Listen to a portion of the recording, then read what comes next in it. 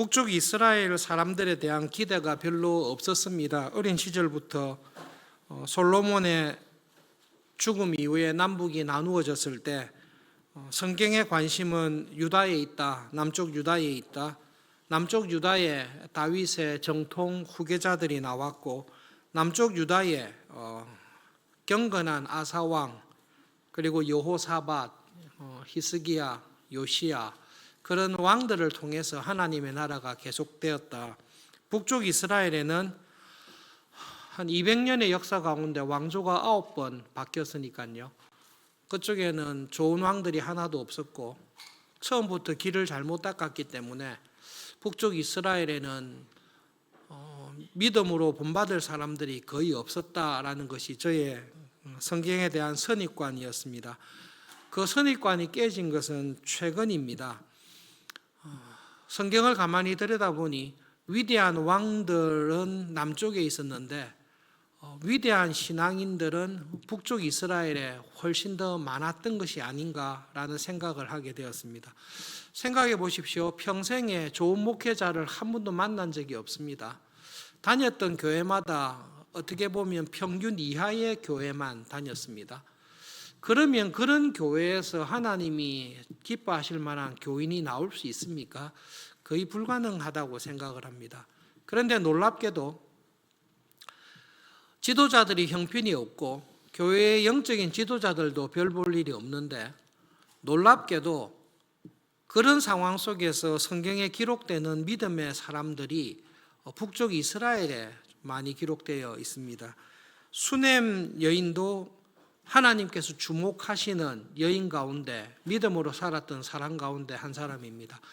얼핏 읽어보면 짧게 이렇게 만났을 것 같지만 한번 생각을 해보십시오.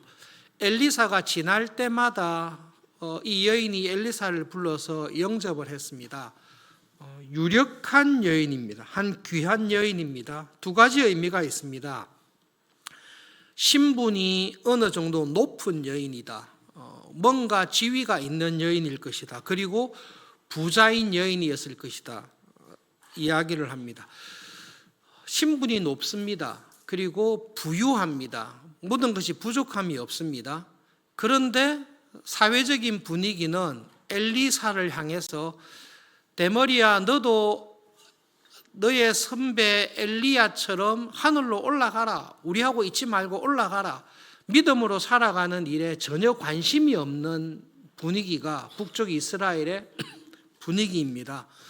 그런 상황 속에 경제적으로 넉넉하고 사회적으로도 지위가 있어서 아무런 부족함이 없이 잘 사는 여인인데, 이런 사람을 생각하면 우리 교회에서 어떤 사람이 생각이 듭니까? 사회적으로 지위와 존경을 받고 있습니다. 재산도 많습니다. 그런데 신기한 것은 이 여인은 그 상황 속에서 하나님의 사람, 하나님을 믿고 믿음으로 살아가는 일에 많은 관심을 기울인 여인입니다.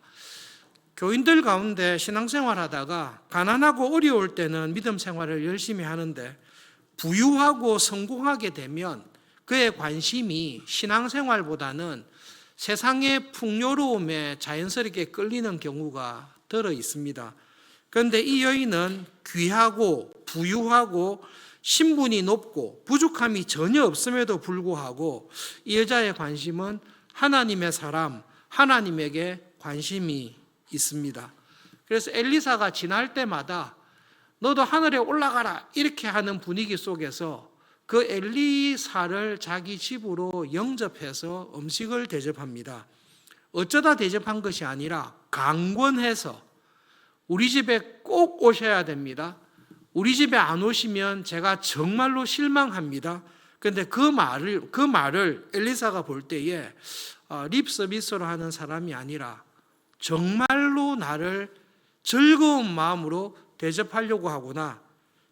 그래서 그 집에 들어갔더니 나를 대접하는 일에 아무런 부족함이 없을 정도로 부유하구나. 그래서 대접을 받는 엘리사도 이 여인의 집에 들어가서 대접받는 것이 전혀 부담스럽지 아니하는, 그래서 지나갈 때마다 여러분 혹시 그런 사람이 있습니까? 어느 도시에 갔을 때 그 도시에 갈 때마다 방문을 하는데 방문하는 사람이나 대접하는 사람이나 아무런 부담이 없는 우리 서울중앙교회 출신의 선교사님들이 여러 분 계신데요. 그 선교사님들이 간혹 우리 교회를 방문할 때에 장로님, 집사님 이렇게 안 부르죠. 형, 동생 이렇게 부르면서 친하지요. 그죠? 와서 우리 집에서 먹고 자고 내가 쓰는 자동차를 내어주고 필요할 때에 한국에서 지내는 동안에 쓰십시오라고 후원하는 것이 전혀 부담이 되지 않는, 그리고 그 도움을 받는 선교사님들도 부담이 될까 이런 마음이 아니라 충분히 이런 사랑을 주시구나, 너무 기쁘구나. 그래서 올 때마다 그 사람을 찾게 되고 올 때마다 그 사람을 대접하는 것이 모두에게 기쁨이 되는 그 여인입니다. 얼마를 했는지 모르겠습니다만은 엘리사가 이 여인에게 사랑과 친절과 도움을 받다가 어느 지경까지 도움을 받았는고 하면 엘리사가 정신이 든 겁니다. 이렇게 친절하다니, 한두 달 만에 이런 생각 들지는 않겠죠, 그죠? 이렇게 친절하다니, 한결같이 친절하다니, 내가 받은 사랑과 친절을 볼 때에 뭔가 내가 갚아줘야 되겠다라는 생각이 들 정도로 이 여인은 하나님의 사람에게, 모든 사람들이 좋아하지 아니하는 하나님의 사람에게 친절을 베풀었습니다. 그래서 엘리사가 여인을 불러서 물어봤습니다. 내가 받은 사랑이 크니까 내가 정말로 보답을 하고 싶다. 뭐든지 이야기해라.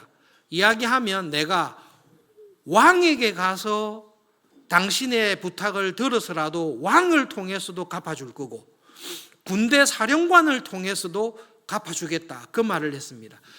엘리사가 이 말을 한 것을 보면 엘리사가 보기에 이 여인이 엘리사에게 한 친절이 그 정도로 컸다라는 것을 알 수 있습니다.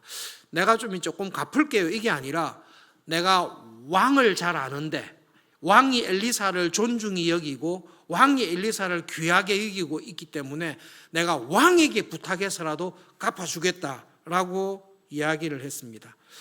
그럴 때 이 여인의 신앙과 성품이 잘 드러납니다. 왕에게 부탁한단 말입니까? 군대 사령관에게 부탁한다는 말입니까? 그렇다면 제가 이 부탁을 드리고 싶습니다. 충분히 그렇게 할 수 있습니다. 엘리사가 그렇게 하고 싶어 할 정도로 큰 일을 했습니다. 그런데 이 여인은 지위와 재산이 있을 뿐만 아니라 자족한 마음이 이 여인에게 딱 있다는 것을 보여줍니다. 족합니다. 보답하실 것 전혀 없습니다. 저는 정말로 기뻐서 하는 것입니다. 아시겠지만 저는 대머리인 당신을 사랑하는 게 아니라 당신이 하나님의 사람이기 때문에, 당신이 하나님의 일을 하기 때문에 당신을 접대하고 사랑하는 것입니다. 당신이 믿음으로 살아가는 사람이기 때문에 제가 당신을 접대하고 사랑하는 것입니다.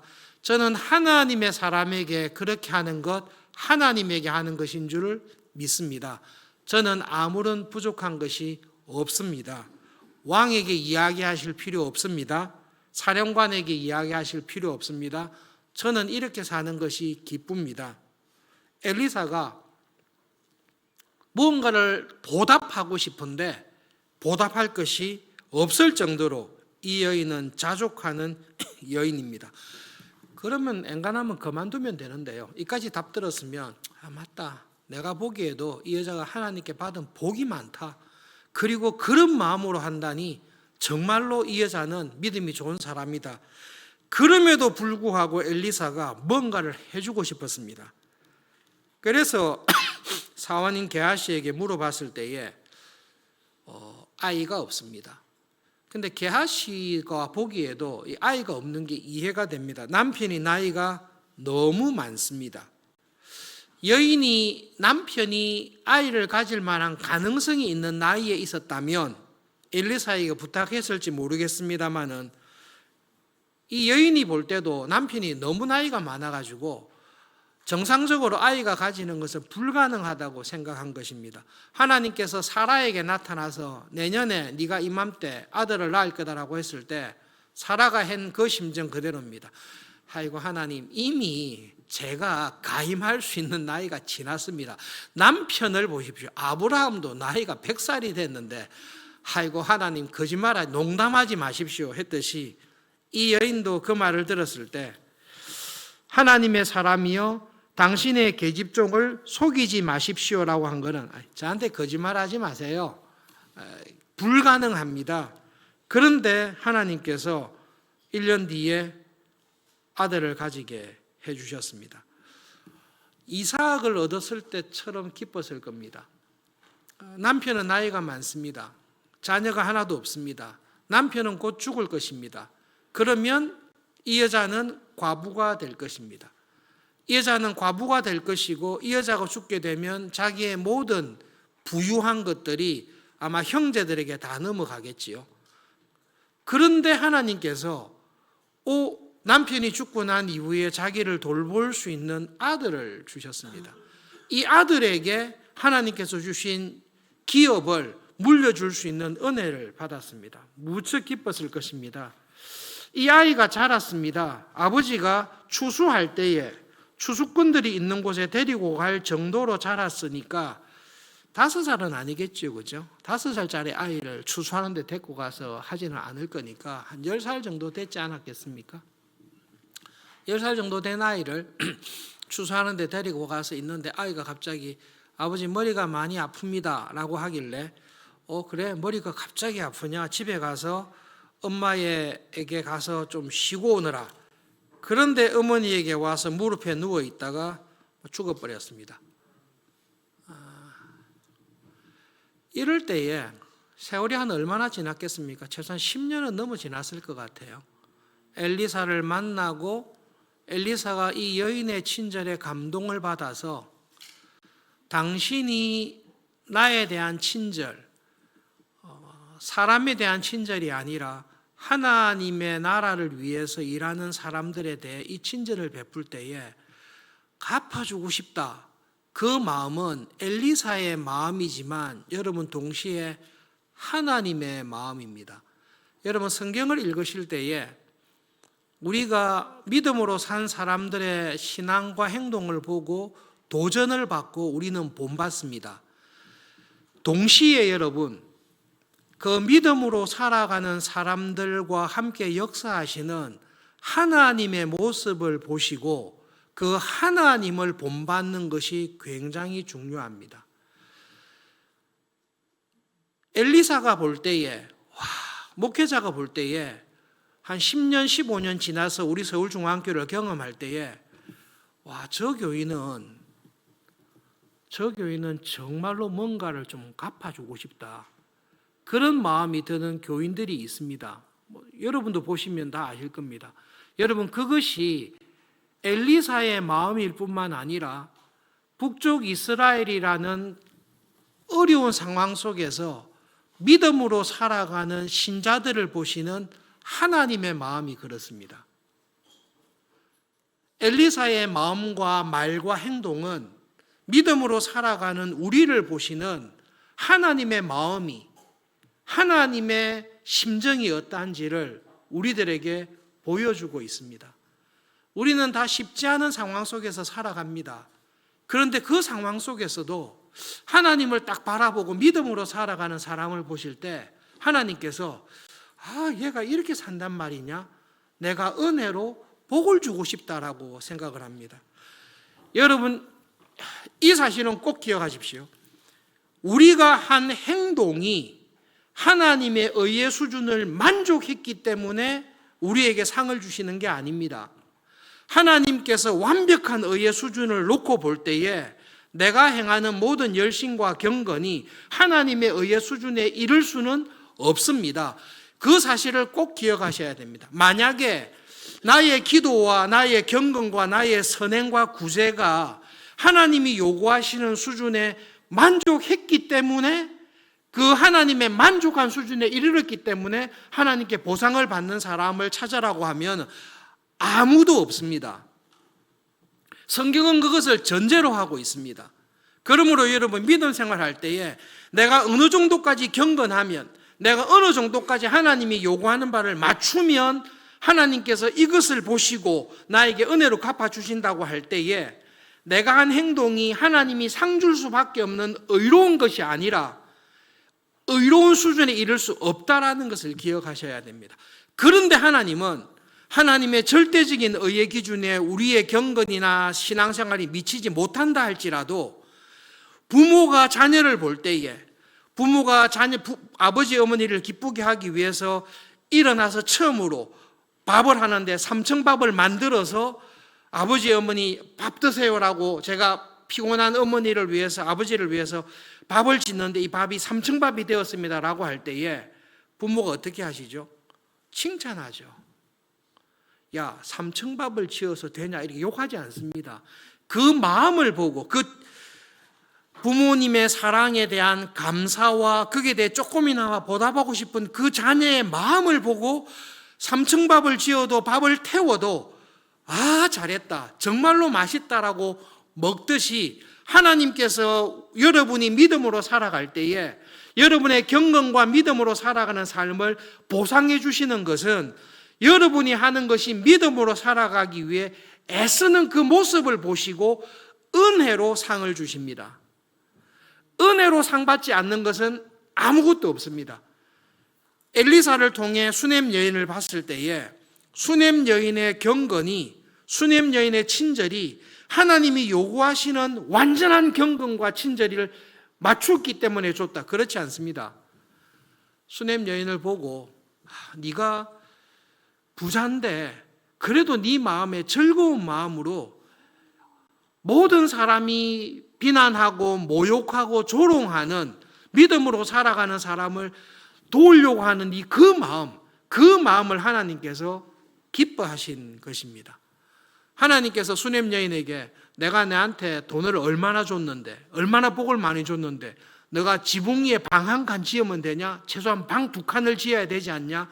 충분히 그렇게 비난하실 수도 있지만 하나님께서는 그 마음의 중심을 보시고 여러분이 믿음으로 살려고 하는 그 중심을 보시고 은혜 위에 은혜를 주시는 하나님이십니다. 이 수넴 여인이 하나님의 그 은혜를 경험했습니다. 그래서 아들이 죽었을 때 남편에게도 알리지 않습니다. 엘리사와 10년 넘게 교제하는 가운데 밥만 대접한 건 아니겠지요.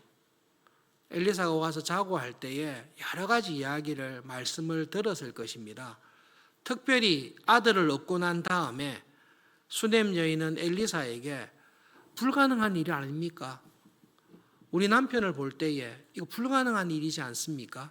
어떻게 된 일입니까? 라고 했을 때에 수넴 여인은 자기가 얻은 아들이 하나님께서 주신 특별한 선물이라는 것을 믿었을 것입니다. 그 믿음이 뜻밖의 환난에서 드러난 것입니다. 아들이 자기 무릎에서 죽는 모습을 보는 순간 수넴 여인은 한탄과 원망하지 않습니다. 내가 달라고 한 아들도 아닌데, 하나님께서 은혜로 나에게 선물로 준 아들인데, 이렇게 10살밖에 안 돼서 죽일 아들이면 하나님께서 주실 리가 없을 텐데 하나님의 본심이 어디 있는지 엘리사를 만나러 바로 길을 떠난 것입니다. 길을 떠나서 엘리사에게 붙들고 이야기합니다. 내가 언제 아들 달라고 한 적이 있습니까? 하나님, 저한테 이렇게 하시면 안 되지 않습니까? 없던 아들을 주셨으면 하나님 이 아들을 이렇게 처참하게 비참하게 불러가서는 안 되지 않습니까? 이 여인은 엘리사의 발을 붙들고 하나님의 발을 붙들고 기도했습니다. 여러분, 우리의 삶 가운데 내가 예상하지 못했던 어려운 일들, 사건, 사고나 환난이 벌어집니다. 그 벌어질 때에 수넴 여인을 꼭 기억합시다. 이 여인을 꼭 기억합시다. 사람에게 찾아가거나 다른 데 뛰어가는 것이 아니라 하나님, 저에게 이런 기쁨을 주셨는데 기쁨보다 더한 슬픔을 주신 이유가 무엇인지를 기도의 자리에 골방에 들어가서 하나님, 이게 어떻게 된 것입니까? 간절히 기도하는 이 수냄 여인의 믿음이 우리에게도 있기를 바랍니다. 어떻게 하죠? 엘리사는 엘리야가 했던 행동을 그대로 합니다. 엘리야도 사렙다 과부의 아들을 죽게 됐을 때 그 아이 위에 이 상당히 좀 따라하지는 마세요. 제 같은 경우에 누르면 애가 죽을 수 있거든요. 근데 눈하고 눈을 맞추고 코하고 코를 맞췄다고 위에 누웠다고 하면 그 아이가 갓난아이는 절대로 아닙니다. 5살 이런 애가 아닐 것입니다. 그 정도로 애가 장성했다는 거죠. 엘리사가 그 위에 들어가서 누우면서 엘리사도 이 사렙 수냄 여인과 같은 갈등과 믿음이 있었을 것입니다. 하나님, 이러실 거면 안 주셨을 거 아니에요. 하나님, 이런 일은 하나님의 은혜와 하나님의 능력에 맞지 않지 않습니까? 그것을 가지고 기도할 때에 하나님께서 그 죽은 아이를 다시 일으켜 세우십니다. 여러분, 열왕기하 뒤로 조금 가시면 이 수냄 여인에게 엘리사가 조언을 해줍니다. 지금부터 7년간 이스라엘에 흉년이 옵니다. 이스라엘에 머물러 있으면 안 됩니다. 블레셋으로 온 가족을 데리고 피난하십시오.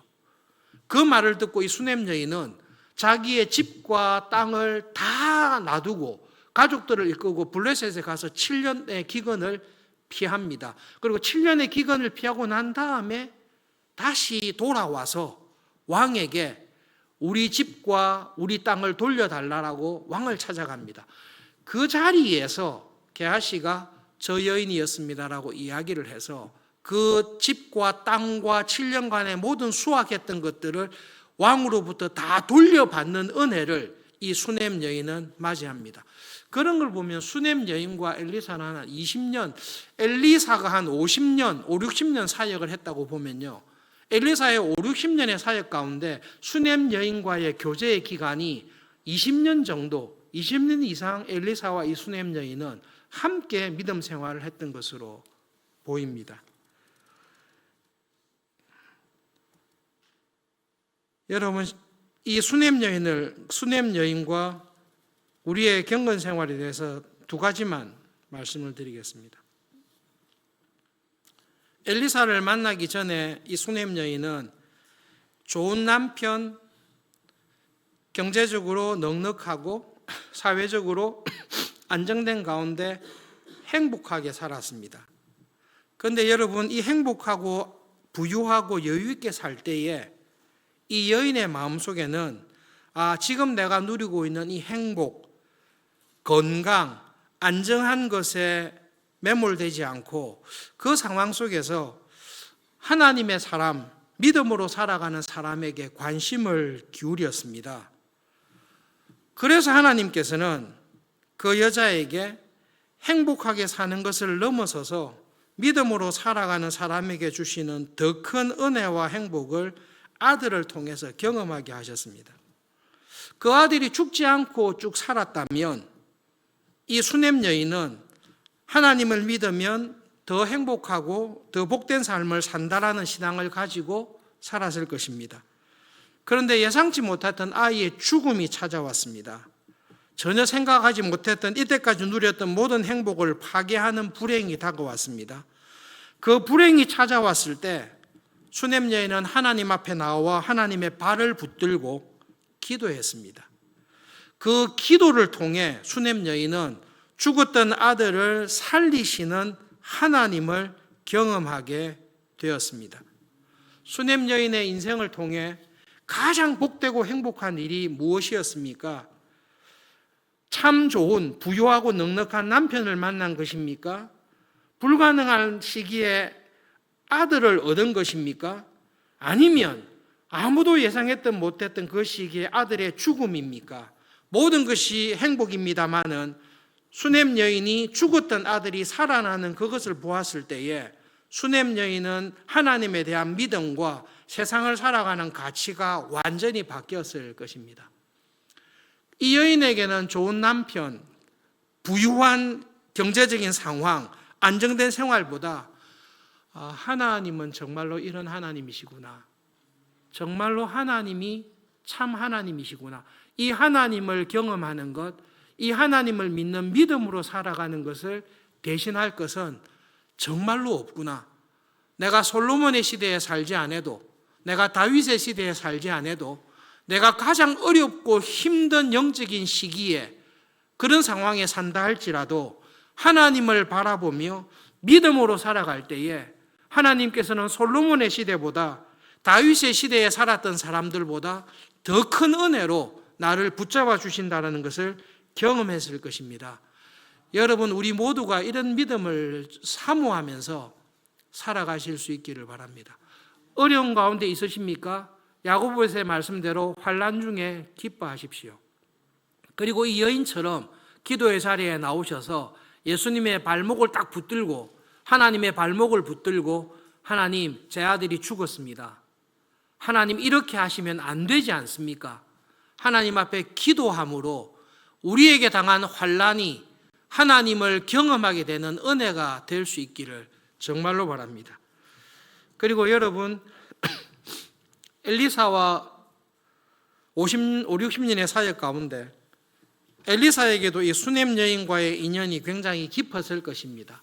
20년 가까이 엘리사의 사역을 돌아볼 때에 애를 먹인 사람도 많지만 수넴 여인을 볼 때에 이 여인을 통해 하나님의 위로, 이 여인을 통해 바알에게 무릎 꿇지 아니한 7천을 남겨놓았다고 했을 때에 보석과 같은 믿음의 사람들을 하나님께서 우리 교회에 지금 이 시대에도 남겨놓으셨구나라는 것을 엘리사도 경험하게 되었을 것입니다. 서울중앙교회에서 신앙생활 하실 때 엘리사처럼 믿음으로 살아가시는 친구들을 가까이 하시고 그 친구들과 믿음으로 살아가시는 일에 열심을 내시기를 바랍니다. 여러분, 정말로 소그룹 모임에 적극적으로 참석하셔서 믿음으로 살아가기 원하는 친구들, 선배들, 동료들과 믿음의 교제를 깊게 나누실 수 있기를 바랍니다. 믿음으로 살아가시는 장로님들, 집사님들, 권사님들을 눈여겨보시고 할 수만 있으면 그런 믿음의 사람들과 함께 더 가까이 지내기 위해서 여러분의 시간과 열심을 다하셔서 수넴 여인이 엘리사와 함께 평생을 살아갔듯이 우리도 우리 곁에 두신 믿음의 사람들을 가까이 하시면서 서로가 도와주면서 살아가는 좋은 교회, 좋은 믿음의 사람들이 되시기를 진심으로 바랍니다. 하나님의 눈은 남쪽에 유다에 있던 북쪽 이스라엘이 있던 어떤 상황에 있던 바벨론 포로로 잡혀가 있던 믿음으로 살아가는 사람을 찾으시고 하나님은 참 하나님이신 것을 지금도 우리에게 보여주시는 줄을 믿습니다. 그 하나님을 경험하면서 우리 함께 살아갈 수 있기를 바랍니다. 살아계신 하나님의 이름을 믿음으로 우리 함께 부르고 기도하겠습니다.